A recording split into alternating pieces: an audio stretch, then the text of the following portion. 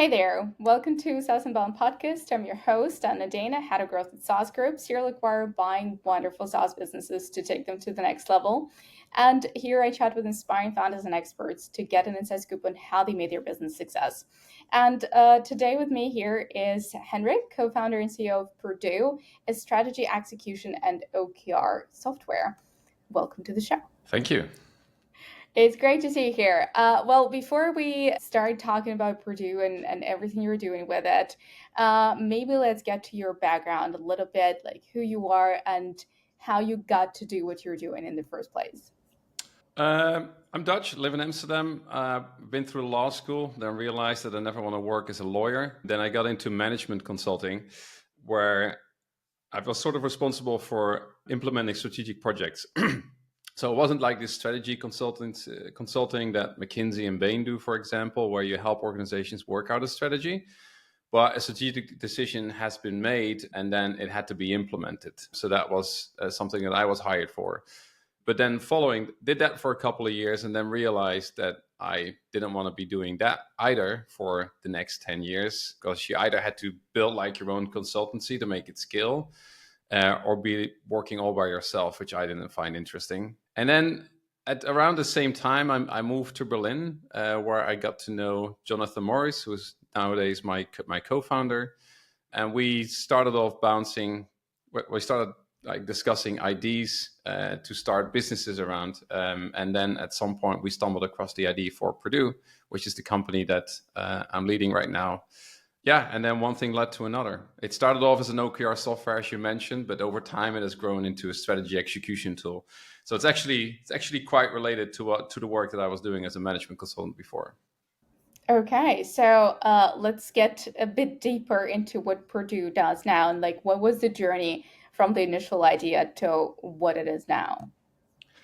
Yeah, it's not a very sexy story or anything. It started off with a very simple idea. I think we were working on a few ideas, and then we stumbled across a video from Google Ventures where they were explaining the concept of OKRs to their portfolio companies. That video had I think 100,000 views at the time, and it was an interesting methodology to help you partly run your company. But then at the end of that video, people asked like, okay, this is interesting, but what software do you use to work with this framework? And then Google says, well, we don't really have a software for this. We just use an internal wiki system. So then we figured, okay, what if we build a software for that? So then we started off with an extremely simple landing page. I think if you go to the Wayback Machine on the internet, you can still see what the landing page looked like at the time. This is 10 years ago, right? So I think you could still get away at the time with just a landing page where we announced like, hey, we're going to build a software that helps businesses keep track of their OKRs. And then in the commenting section on that video, we displayed a link to that website, and we did other things that we can talk about. But without doing any marketing, that resulted in 1,500 signups in the first month after launching that website, which was huge. So that was the first validation for us, like, hey, there's something here. And then we decided to build a prototype, and then one thing led to another, and that brought us to where we are today, basically. That's pretty cool. Just today, I was listening to my first million podcast, and they were discussing. I don't remember who it was, who the guest was, but basically they were discussing how different founders come up with ideas, and a lot of founders just sit there and think, what are our expertise, and what we can build, like what are our skills, and there are others who first validate that there is a market and there are actually people to sell to. And it seems like you had a bit of both. So, how did you determine, like, from all those people who commented and viewed the video, who you were actually selling to? Maybe you have like the story of your first actual customer. Yeah, we had no clue, which I think was one of the major downsides for us. So because we've from day one, we had quite a high amount of inbound traffic. So we up until today, we barely spent anything on paid ads, on performance marketing. Most of the traffic that we still get today is all organic traffic that comes to our website. People find us because of the ebooks that we write, the videos that we created on YouTube. And I think it's great, of course, if you want to start a business, because it really allows you to fully bootstrap building your business, right? Like one of the things that you need money for early on is to acquire leads, and we didn't spend anything on acquiring leads really, other than the time that we invest, of course, to create that content and to create these videos. The downside of that is if you have a lot of inbound traffic, you, especially in the early days, you just deal with whatever comes at you and then you try to convert them. So your attention is all over the place. Whereas if you have to spend marketing dollars acquiring leads, then of course you're going to think twice about how you're going to spend that money and who you're going to focus on. So of course we have an ideal customer profile today, but we've only started working on an ideal customer profile after, I think, the first 4 to 5 years, where we just analyzed, okay, what are the leads that are coming at us? Which are the leads that we can convert well? Which are the leads that have a high customer lifetime value? And then that helped us build our ICP over time. But that's not how we started. So how we acquired our first customers, I think our first 3 customers, one was a tech company in New Zealand with a few hundred employees, and then the second one was a small startup with only 10 people, right? So it was all over the place. Of course, the tech industry was very well represented. Still today, that's around 60% of our customer base. But then the rest was all over the place. Company sizes varied a lot. Countries varied a lot. I think today we have customers in 70 different countries. So yeah.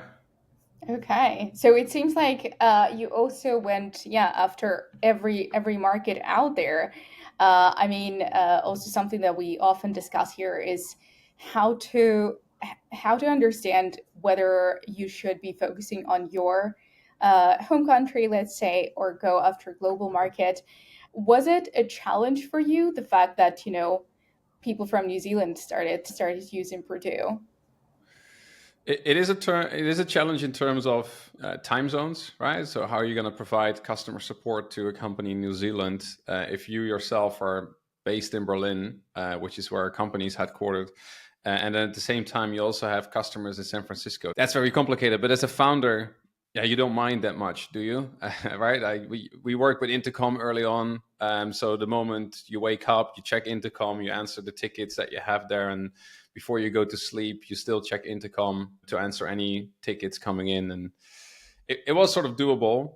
And I think for certain products, it makes a lot of sense, right, to focus on a specific country, right? If you're building an HR software like Personio, for example, and if you yourself are German and you're located in Germany, then of course it makes a lot of sense to focus on such a big country as Germany and first capture that country, especially if you know that there are like real barriers for other popular HR software like Bamboo HR to go to Europe and to go to Germany, right? So you have a very safe starting point there. So if you were in that space, I would certainly do that.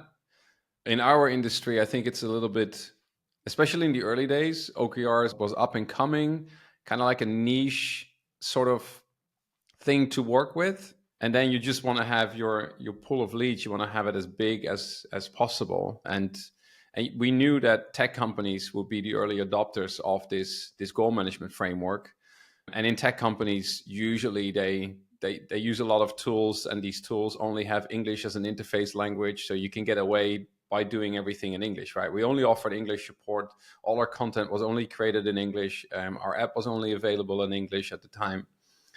Yeah, that's Okay. how it went. Yeah. That makes sense. Perfect. Were there any surprises in, you know, figuring out your ICP, but then having to sell to maybe a different person in the company? So the decision maker being a different person from who ends up using Purdue.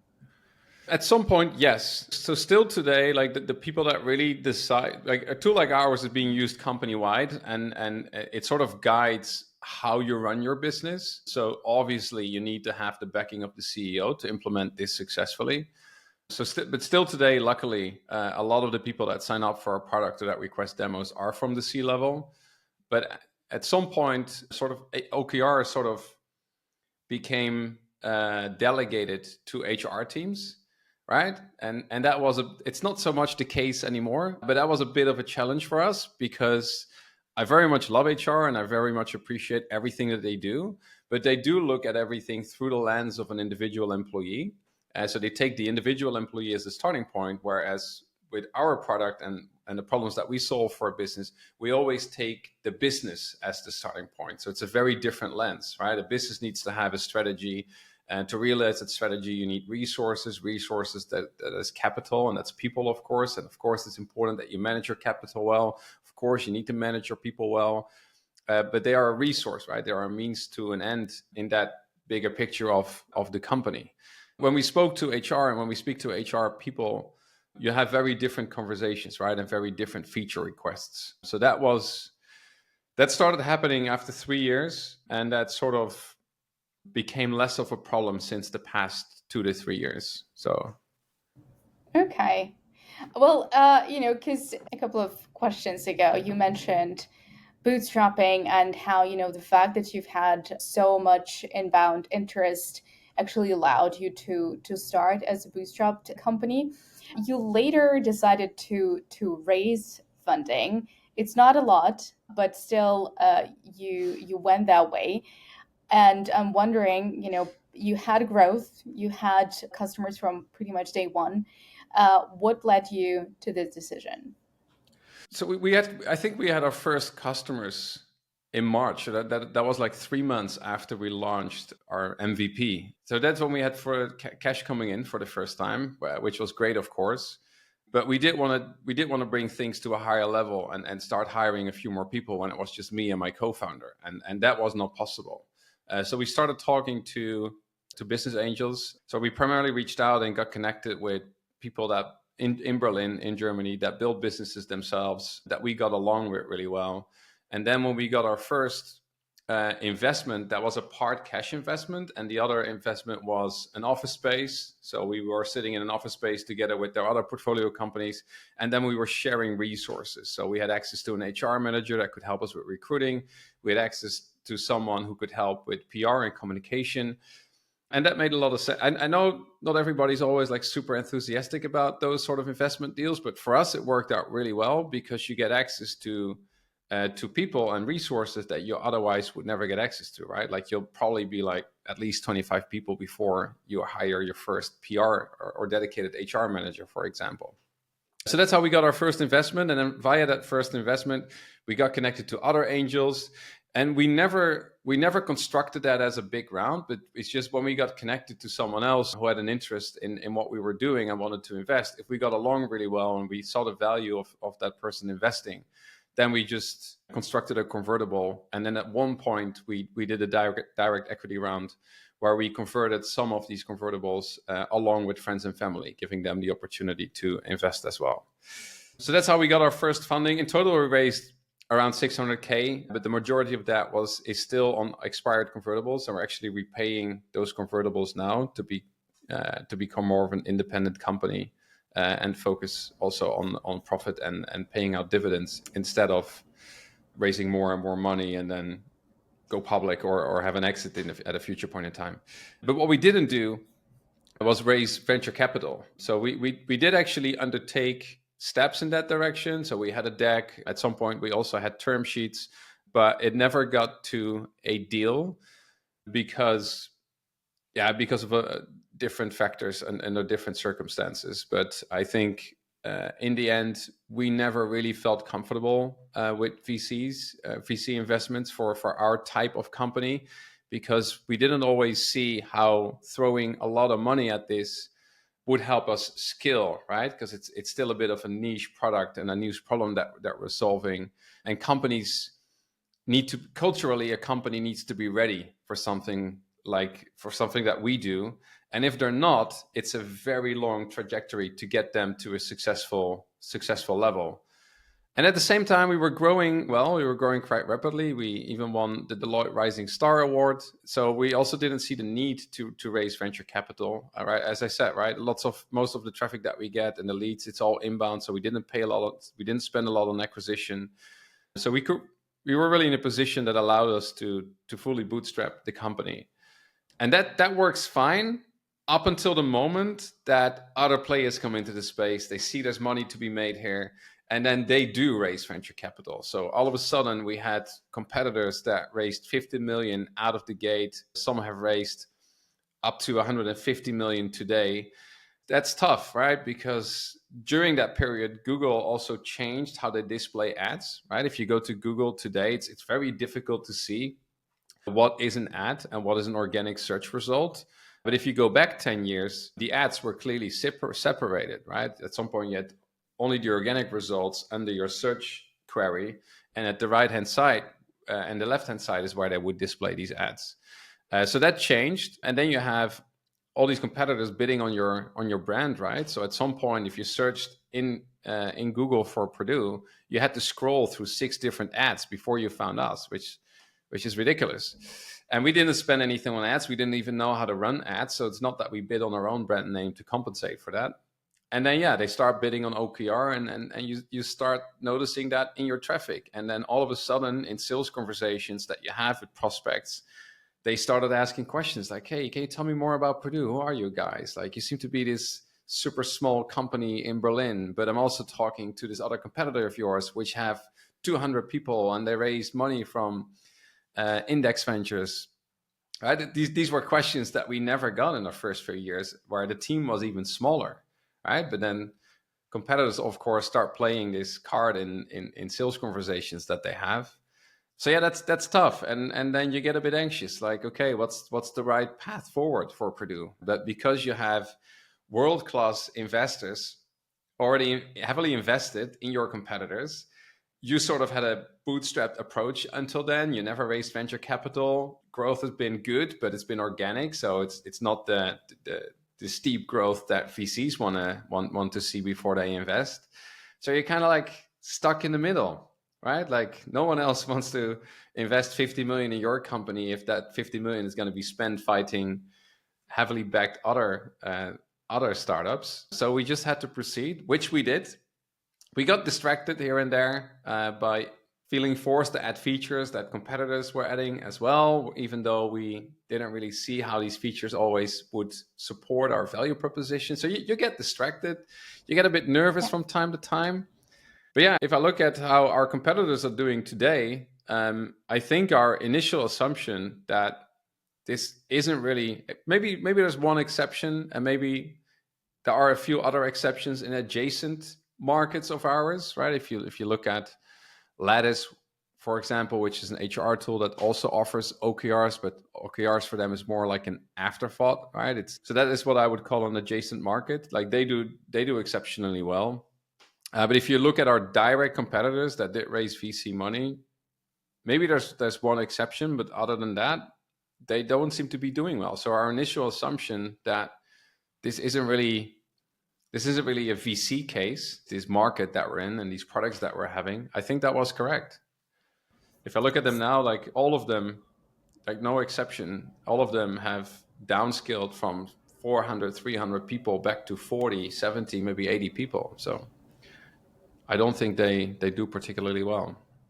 That's super interesting. I feel like, these conversations with potential customers where one of their arguments is, hey, this company is heavily VC backed as, an advantage is kind of weird, because having a VC that potentially never even uh, started their own company or succeeded with their own company, just sitting there on the board, like, how is it going to help you succeed with that product? Like, how is it going to make the product better? Or, it's just looking at this VC bets as an advantage for, for using one product over another. I think it's a bit of a weird approach. No, I totally agree. I think it has a lot so with bigger companies, I think it has a lot to do with covering your ass, right? Credentials, what made you choose this solution. And then if you can say, well, they've been working with Volkswagen, or they've been backed by, they've raised 50 million, they were growing really well. I think that would help you justify the decision if in hindsight that turned out to be the wrong decision. But yeah, no, I totally agree, right? If you raise VC money, like, your focus is going to change as a company. So for example, I think a product like ours should be a simple, lightweight product that you don't necessarily have to interact with every day. It's more of a product that you use every week, every month, and every quarter. But yeah, if you raise VC money, then VCs want you to raise the average price per user, and they want to see that the engagement increases. Daily active users or having people engage with your product every day is way better than having them engage with your product every week.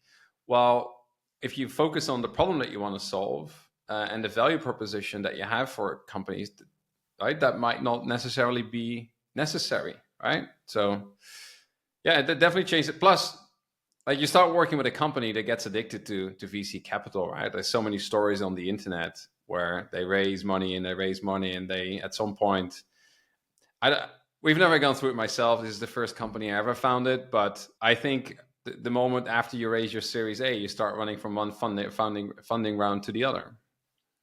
Yeah, you're probably right. It was really interesting what you said about raising angel investment too. You said you only raise from certain angels when you saw value of that person basically being there on your cap table. And as you know, as acquirers, we often talk about building relationships and like really figuring out if it's a match with your potential buyer. And I guess it's absolutely the same story with your potential investor. So, what were the kind of the points or the terms that you wanted to see there before you started working with a certain person? We didn't have a list, to be honest. The first investor that we got on board was Makers, and that was a really a great decision to start working with them, because they got the office space and they were heavily interested and involved in our business. Like Friedrich Neumann and Marius Schulze, they started acting like coaches, right? Like, we had good relationships with them. They were super helpful.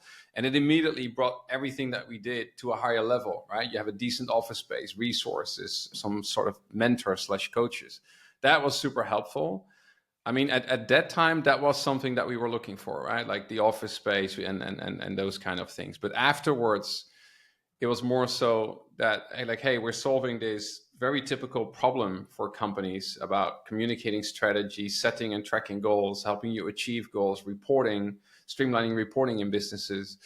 So it was more so like, okay, do we understand that this person really understands the problem that we want to solve? Have they ever built a company themselves before, so that they actually know what we are going through and that we can always reach out to them for help? I think those were the two main criteria that we had. So Okay. do they have some sort of passion for our problem and the product, and have they built a company before? That makes sense. Okay, so one more thing that I noticed when I was going through the website is another thing that probably not a lot of investors would be really happy about is you have coaching available, something that doesn't really scale. Why did you decide to go that way, and how does it work for you? That's a good question. I haven't spoken about this in a long time. Well, first of all, as I said at the start, right? So most of our traffic was coming from people that read our blog posts, read our ebooks, or watched our videos. And then when they liked our content, you start building a natural connection with these people, right? So then they reach out to Perdoo, say, hey, these guys really know what they're talking about. But because OKR was such a brand new thing, we weren't supporting a process that already existed in companies, right? It would have been a new thing for companies to do. And then a software also always comes later, right? So oftentimes they first ask us like, hey, can you help us implement OKRs, for example? And then, so then at some point we started offering coaching services, but then we did make it mandatory to also purchase a software subscription. So we only provided these coaching services to customers of our software. And by providing coaching, we learned so much, right, about what's going on in the company and what are the challenges that they're having. So coaching actually generated a ton of unique insights that you otherwise wouldn't get from your customers about what sort of product we need to build, right, and which features are missing and where maybe even UX problems exist.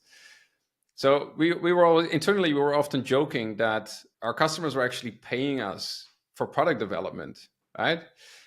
And then the good thing about coaching services in the early days is that, right, they were purchasing a bundle of hours, and that bundle of hours was paid up front, right? And our software prices have increased a bit over time, but in the early days we only charged like 3 or 4 euros per user per month. And then you could sell 100 users, but that would still only be 300 or 400 euros a month, right? And every month you would get 300 euros. Whereas with coaching, we sold these coaching hours for like 200 euros an hour, and then we bundled that in a package of 10 hours. So you would immediately get like a lump sum payment of 2,000 euros, and that really helped with cash flow. Okay, that makes sense. That's perfect. Thank you for telling this story. But something that we also discuss here on the pod is a product can be really successful unless you're using it yourself. And I guess you're using Perdoo for Perdoo. And one of the things that I actually heard you talking on another podcast, or maybe it was a talk on the conference. I'm a bit blurry on that, but anyway, it was about the fact that you really need to, like with OKRs, you really need to find focus and identify the right priorities. So yeah, how are you doing this, and how are you implementing it through the product? Yeah, so we are definitely using our product ourselves, but we are a small team. And for us, the sweet spot of companies that we work with is having 50 to 2,500 users. We do always remind ourselves that we have to be careful with our own feedback, because we ourselves are not the type of organizations or type of customers that we focus on. But then, yeah, I mean, we do strategy execution, we do OKRs. Obviously, we read a ton of information about strategy. So, what is a good strategy? What problem should strategy solve in the first place? And then, of course, we help ourselves and we help our customers get that strategy delivered. For which we read a lot and we write a lot about. Okay, how do you identify the right KPIs to work on? How do you identify the right OKRs to work on? And yeah, by doing that ourselves, we've learned a lot, right? And then our learnings translate into content. The content we put out, customers find it. So it's this whole flywheel that exists around this, and it helps us ourselves, of course, set better goals. But that's how we manage the company, and how we steer the company. Put a good strategy in place, based on that strategy, and based on the ultimate goal of your business, your mission and vision. You need to identify what are the right KPIs and OKRs to work on at any point in time. Every quarter and every year, we go through that exercise. And then we put that all into Perdoo, right? Perdoo, in that sense, is a communication tool. It helps make sure that everybody in your team and organization understands what is the strategy and what are the priorities at company level, at team level, at individual level. And then you want to make sure that you actually achieve your goals. And for all the distractions that HR tools generated that I spoke about a bit earlier, right? When I said that we got distracted here and there, really the only thing that guarantees that you and the other people in your team and company achieve their goals is having very good reporting in place. So that's the other role that Perdoo plays. So at employee level, make sure that you report once a week about your progress and other things as well. At team level, do a monthly business review. At company level, make sure that you do a quarterly and an annual retrospective. And these reports, of course, are all supported and generated by our own software. So in that sense, it really is a tool that we use ourselves. Intense, yeah. Yeah, that's fascinating. All right. Well, just by everything you told me, it really seems like you guys are very customer centric. And again, just by crawling your website, I saw you have the badge from, I think, from G2, the easiest to do business with. And I'm always really curious how you get to get those. So how did you make that happen? And like, what's your strategy with customer success? So to be honest, how G2 comes to like specific badges, I don't know. I think they must analyze all the reviews that you get. So we weren't focusing on specific badges, but we were focusing on G2 reviews. And we've learned that G2, at first we focused on Capterra, but the problem with Capterra is that you can buy your way to the top. So Capterra would, for any software category, they would always display first the paid listings, and we didn't do that. So organically, we would be one of the OKR softwares on Capterra that had the highest number of reviews and the highest average rating, but we would still be displayed at spot number 18, for example, because major products like Asana or Monday.com, in which they're not built for OKR, they don't do strategy execution, but you can still track your OKRs in there. They were just buying these additional categories, and then the high amount of ratings that they would get for project and task management, they would also have that in these other categories. So that was hard to compete with them. And then they paid for their listings, of course.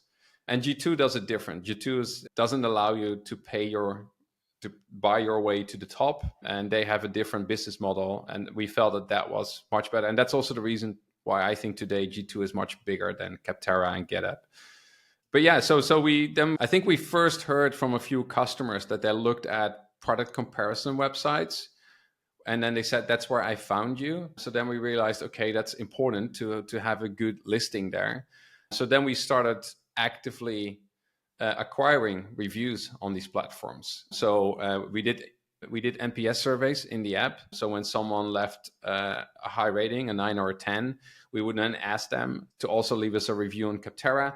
We were doing coaching services. Our customers, since the very early days and still today, they absolutely love these coaching services. So when you build up a really good relationship with your customer, right? If you also provide coaching services to them. So then we would also ask them to leave a review. And then if people left, we still do all these things today, by the way. If people leave us a high rating on a support interaction, so if you end the support chat with us, it automatically asks you to rate this interaction. And then if they would give that a high rating, we would also ask them to leave a review on G2. You get it at the beginning. I was very skeptical, right? Like, what's the conversion rate there, and like how many people are really going to do that? But yeah, no, I was actually surprised how willing customers are to share their experiences with you on a platform like that without getting anything for it in return. Yeah, yeah, that's interesting. And thank you, obviously, for talking about the way you can get higher rating on G2, and like how to just make this collaboration work and actually ask people to leave a review.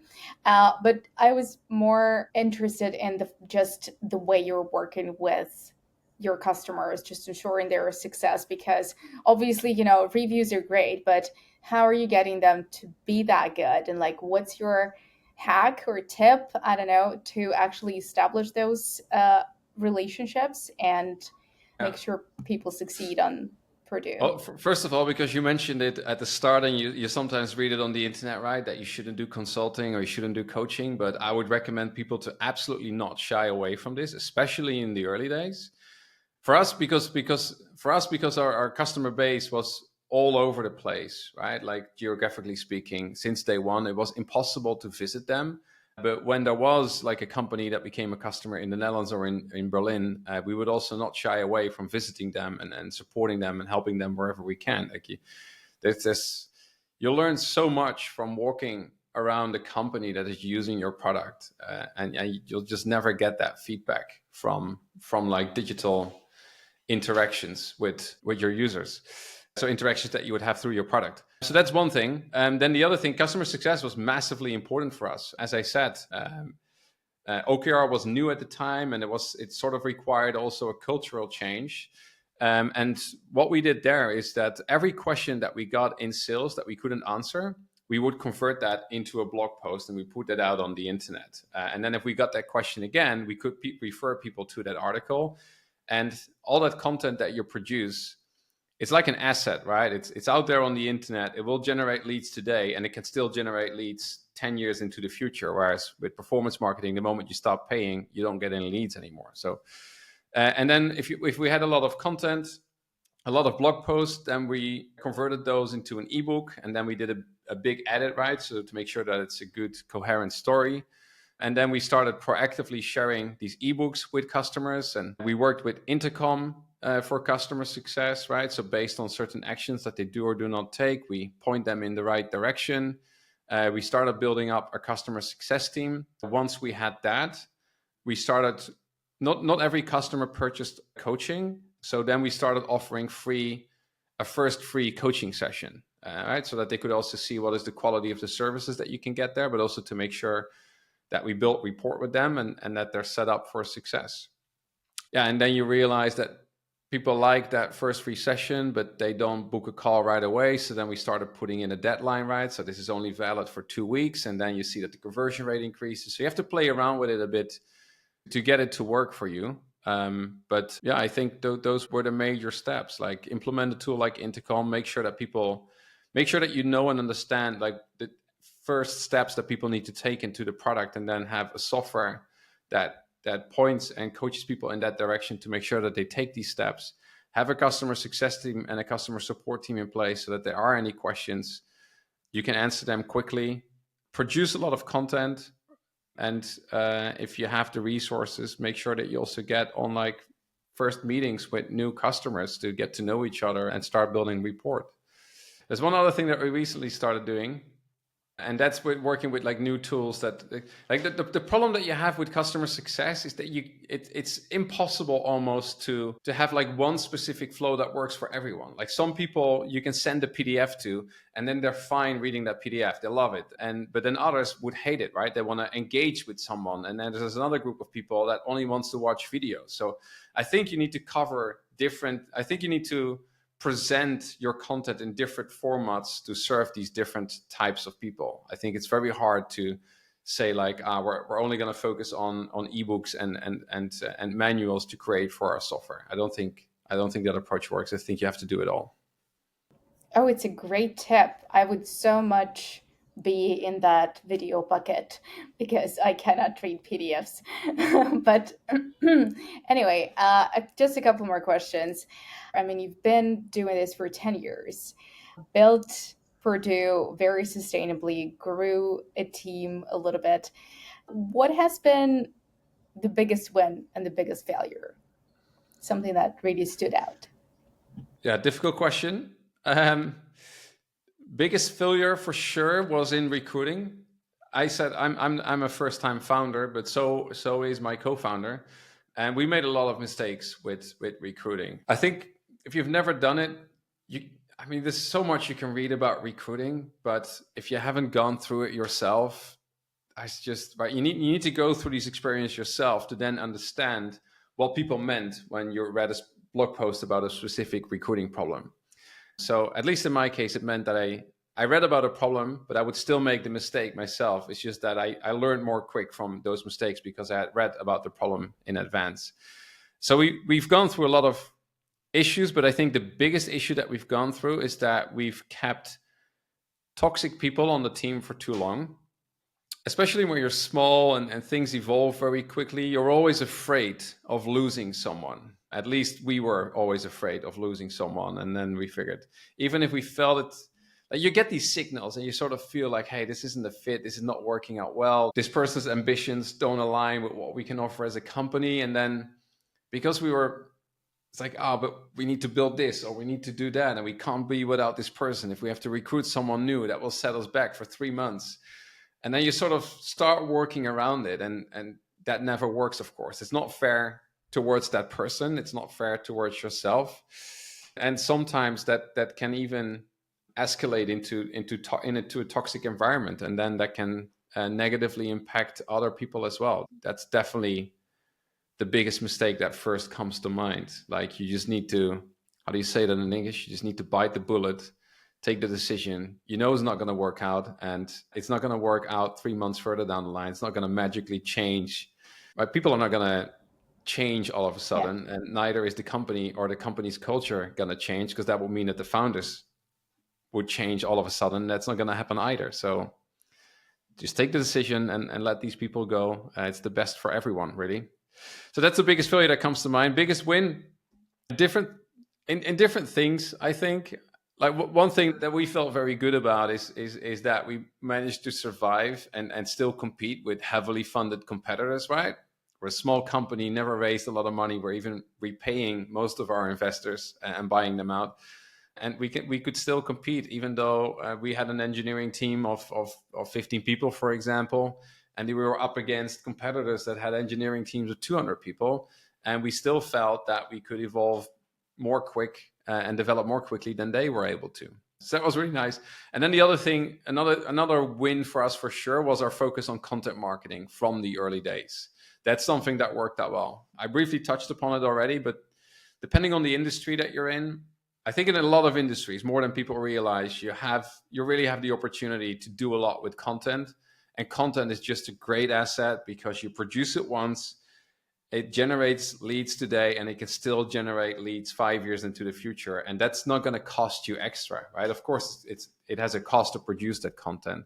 But with all these other channels, like the moment you stop paying, the moment it stops generating leads, it's just not really interesting from that perspective. And content marketing, yeah, Absolutely. worked out really, really well for us. That's great. I can totally back up the content strategy because yeah, we do it a lot too, and we feel like the earlier you start doing this, the better, because like you said, it's just such a long living that yeah, you never know when and where it will pop up. So thanks for sharing those. And yeah, I'm going to ask you, of course, about a hack, and it can be anything, maybe something you've learned from your hiring mistakes that now works for you, maybe growth, maybe sustainable strategies, anything. It's not really a hack, but one thing that I think is important that I would recommend all founding teams to do is to make sure that you always meet with your co-founder once a week, no matter what. It especially, even when you're sitting to, I would say it especially matters when you have distributed teams, which I think are more common now. But even when you're sitting together in an office, sitting next to each other doesn't mean that you have the conversations that you need to have, right? I was more naturally inclined to kick the can down the road. Oh, we can talk next week. I'm so busy with these other things right now. And then, but I was very lucky having a co-founder that was really pushing for this. Like, no, we need to sit together, and that was very important for a wide variety of reasons. Like, there's always things that you need to discuss. You need to make sure that you decisions that you need to make to keep a good speed. You need to make sure that you stay aligned, right, on the direction of the product, direction of the company, and sometimes also things can build up and they hang in the air and you feel them, and you just need to make sure that you clear that air between the two of you. It can be small things, can be bigger things, but that's just, I think, something that is very important. And still today, my co-founder and I, we meet every week for half an hour. Sometimes we have lots to talk about, something there's barely anything to talk about, but having that meeting once a week, I think, is absolutely crucial. That's a good hack, but it qualifies. Yeah. I feel like yeah, in the remote world especially, you have to find time to meet. And you guys are in different countries, so I guess you mean you just have your We dedicated are nowadays. calls. Like, I lived in Berlin for 7 years. That's what we started the company. Yeah. But yeah, after 7 years, I moved back. So now we are. Ever since I moved back like 3 months before COVID hit, and then we became a remote company. Well, we couldn't come to an office anymore. Then we realized that our EMPS scores were actually going up. We were doing surveys with our team. People liked it. So after COVID, we said, okay, coming to the office is optional for everyone. Lots of people opted to not come to the office and instead go to WeWork. Part of our team was always distributed. So our engineers were always in Poland, in Portugal, in Italy. So that's always been the case. But then after COVID, we became a fully remote, fully distributed team. Yeah. Okay. I mean, yeah, still a great hack. I feel like you have to get to the alignment and just clear the air, like you said. Well, it's been great talking to you. I think it's a great story. Going like so focused after sustainable growth and not freaking out when all of your competitors are heavily VC backed. It's really inspiring. Yeah, I must say that I never expected this. Like, the problem is, like, if you talk to a lot of founders and you ask how their businesses are doing, like, oftentimes the first thing that they mention is like how much capital they've raised, right, or how many people do they have. Whereas, like, raising capital, especially if you look at our competitors right now that raise a lot of capital, it's not a symbol of success. And having large teams doesn't necessarily, depending on the type of person that you are, but doesn't necessarily make your work more fun. Working with VCs doesn't necessarily make your job a lot more fun either. Although there are probably founders out there that absolutely love it. But now that we've made this now that it's more obvious, right, the direction that Perdoo took, and that Perdoo is cash flow positive and a profitable company nowadays, I'm surprised by sometimes the reactions that you get from other founders that build VC businesses that say like, that's the dream, right? Having a profitable company that's just doing well and that has its own space in a specific market. So there should be more Yeah, of these stories out there of companies that were built this way instead of going the venture route. completely agree. We'll try to bring more of the stories like that to You the should, pod yeah. too. I think the The- Basecamp founders also did a great job, like promoting the alternative route that companies can take. True, but they were here 4 times already. Like, They were amazing. yes. Yeah. So I just they got their spotlight. So yeah, thank you so much for sharing the story. I mean, it's amazing. I love the energy, and thanks for the hack too. You're welcome. Thanks for having me. Sure, anytime, and take care.